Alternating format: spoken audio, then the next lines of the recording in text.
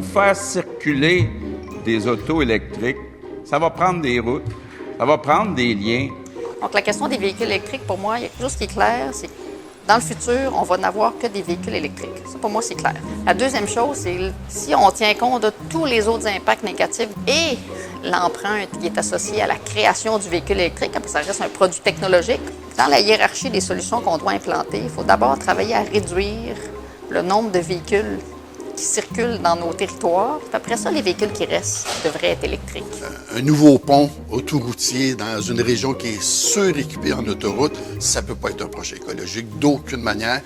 Et c'est pas parce que les autos vont être électriques que ça va être plus écologique. On sait maintenant que les autos électriques ont aussi une contribution assez négative d'un point de vue environnemental pour toutes sortes de raisons, et notamment la gestion des résidus, les pines, entre autres. Donc, est-ce que ça prend des nouvelles routes pour les véhicules électriques? Absolument pas. On en veut moins, de façon générale, des véhicules électriques. Il faut essayer de voir beaucoup plus large, travailler plutôt sur des villes qui sont résilientes, qui sont de courte distance, qui vont favoriser l'utilisation des transports collectifs, des transports actifs, qui vont maximiser l'utilisation de nos infrastructures actuelles.